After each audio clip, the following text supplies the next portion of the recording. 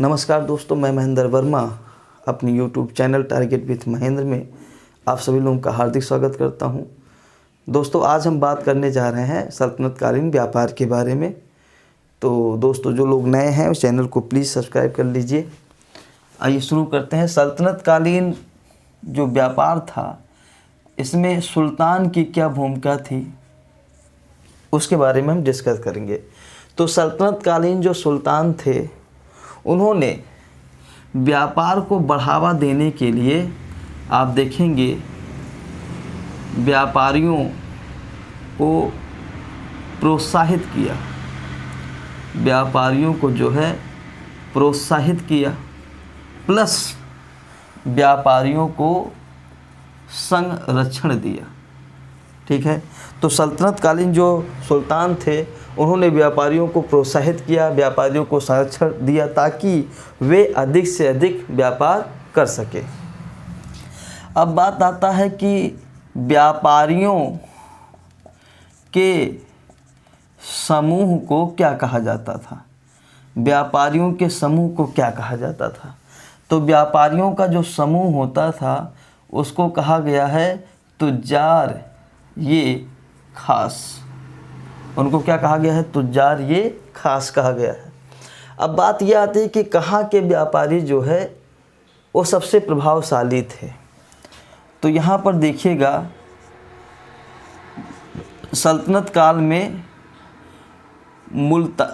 मुल्तानियान, जो मुल्तान से आए हुए व्यापारी थे, सल्तनत काल में मुल्तानियान बड़े व्यापारी थे, बड़े व्यापारी थे। ठीक है। बड़े व्यापारी क्यों थे?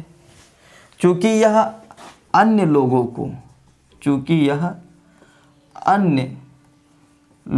को ऋण देते थे, अन्य लोगों को ऋण देते थे। तो ये बड़े व्यापारी हैं तो छोटे व्यापारियों को ऋण देते थे। तो यानी कि जो मुल्तानियान व्यापारी थे वो बड़े व्यापारी थे। अलाउद्दीन खिलजी ने इन मुल्तानियों को जो है दिल्ली के सराय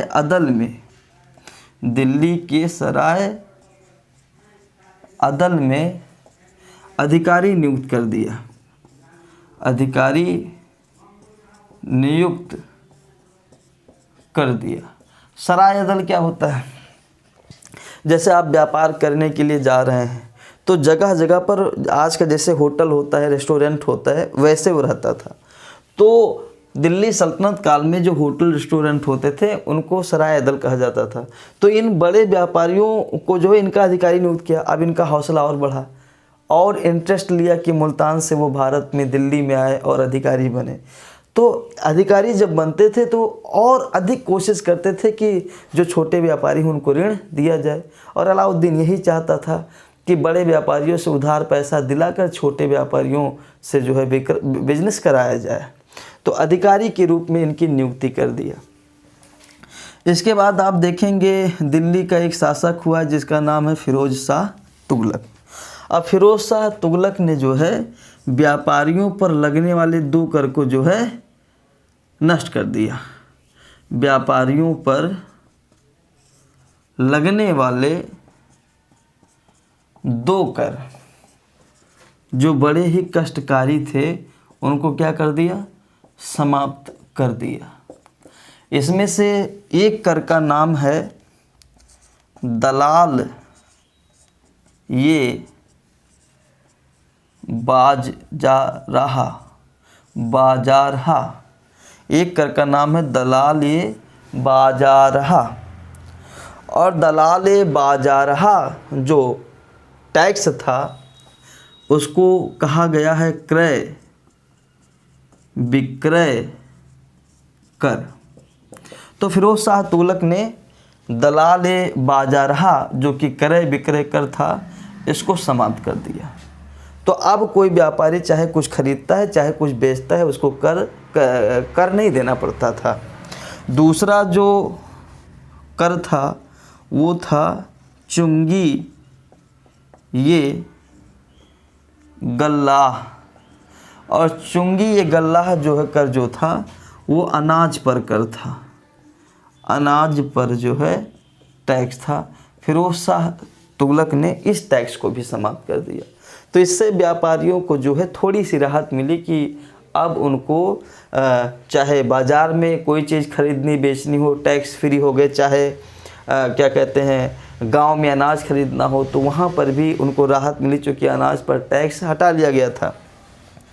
इसके बाद आप देखेंगे फिरोज शाह तुगलक ने ही 2 प्रकार के कारखाने चलाए, 2 प्रकार के कारखाने चलाए हैं, 2 प्रकार के जो है कारखाने चलाए हैं। पहला जो कारखाना होता था उसको रातबी कारखाना कहते थे, ठीक है, और दूसरा जो कारखाना होता था उसको गैर रातबी कारखाना कहा गया है ना, ठीक है। फिरोज शाह तुगलक ने कितने प्रकार कारखाने चलाए हैं? 2 प्रकार के कारखाने, रातबी कारखाना और गैर रातबी कारखाना। रातबी कारखाना में जो मजदूर काम करते थे, मजदूरों का जो वेतन होता था वह निश्चित होता था, ठीक है, कि महीने में आपको 10,000 मिलेगा, 5,000 मिलेगा, 4,000 मिलेगा, बिल्कुल निश्चित होता था जो रातबी कारखाने में काम करता था। जो गैर रातबी कारखाने में मजदूर काम करता था उसका जो वेतन होता था वो उसके काम के हिसाब से मिलता था, ठीक है, वो उसके काम के हिसाब से जो है मिलता था। जैसे महीने में आपने 4 दिन काम किया तो 4 दिन की मजदूरी आपको मिलेगी। गैर रातबी में, रातबी में आप लग गए तो फिर आपका महीने का सैलरी फिक्स हो गया। उसके बाद अगर हम बात कर लें कि आंतरिक व्यापार कैसा था, सल्तनत काल का जो आंतरिक व्यापार था वो कैसा था, तो सल्तनत कालीन का जो आंतरिक व्यापार था वो उन्नतशील अवस्था में था। वो किस अवस्था में था? वह उन्नतशील अवस्था में था, ठीक है, उन्नतशील अवस्था में था सल्तनत कालीन जो आंतरिक व्यापार था। और आंतरिक व्यापार का जो प्रमुख केंद्र बिंदु था वह गुजरात था, ठीक है। और गुजरात किसके लिए प्रसिद्ध था? कपड़ा उद्योग के लिए प्रसिद्ध था। और आज भी आप देखेंगे कि कपड़ा उद्योग के लिए जो है गुजरात ही फेमस है। तो अगर बात किया जाए कि सल्तनत कालीन आंतरिक व्यापार कैसा था, तो उन्नतशील अवस्था में था, ठीक है। और इस आंतरिक व्यापार का अगर केंद्र बिंदु कोई राज्य था तो वो राज्य कौन था? गुजरात था। और यहाँ का जो है कपड़ा उद्योग जो है सबसे विकसित अवस्था में था। गुजरात में ही एक और स्थान है और उस स्थान का नाम है खंभात। उस स्थान का क्या नाम है? खंभात। खंभात का जो रेशमी वस्त्र था, खंभात का जो रेशमी वस्त्र था वो इतना ज़्यादा मूल्यवान था, वह इतना ज़्यादा मूल्यवान था कि दिल्ली के शासक अलाउद्दीन खिलजी ने जो है खंभात के रेशमी वस्त्र पर पूरी तरीके से अधिकार कर लिया था। तो इसका स्क्रीनशॉट लीजिएगा दोस्त, फिर हम आगे बढ़ेंगे। स्क्रीनशॉट लीजिएगा दोस्त, फिर हम आगे जो है बढ़ेंगे।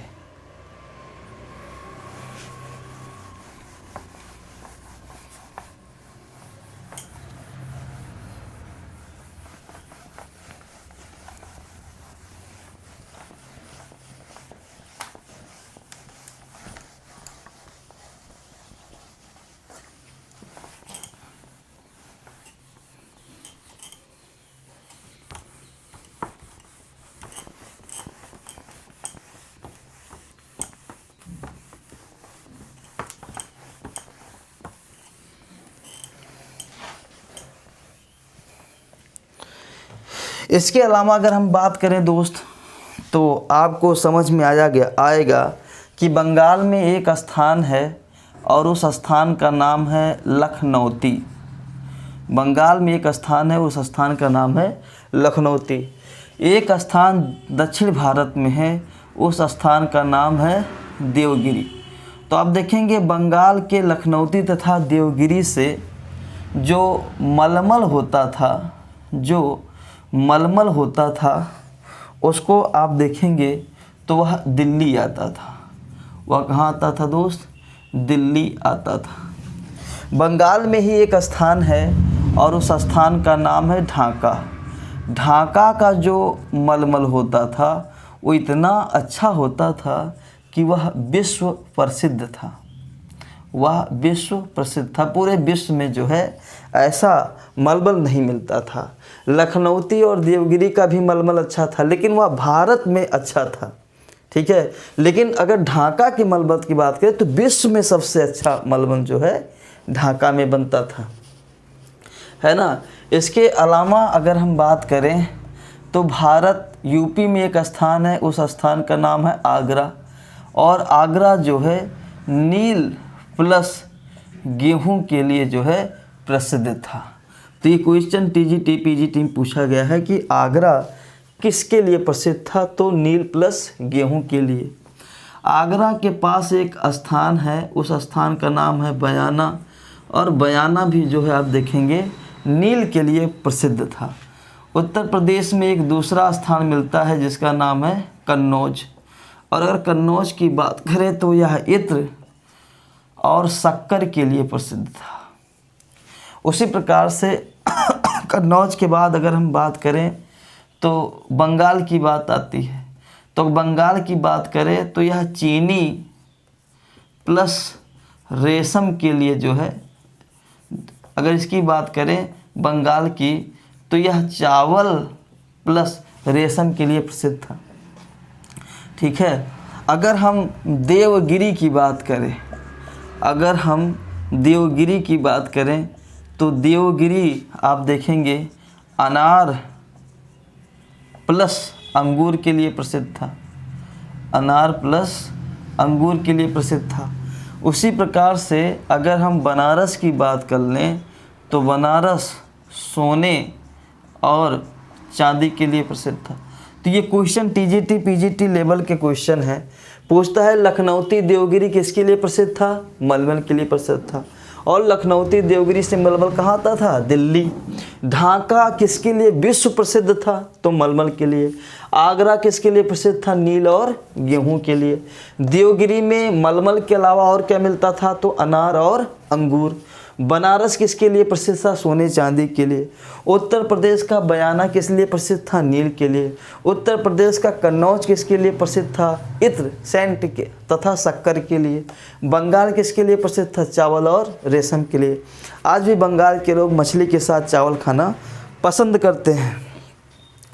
उसी प्रकार से आप देखेंगे दक्षिण भारत का जो मालाबार तट है, जो मालाबार तट है केरल के पास, है ना, यहाँ से आप देखेंगे जो नारियल होता था प्लस जो मसाले होते थे, नारियल प्लस मसाले जो होते थे वो विदेश जाते थे।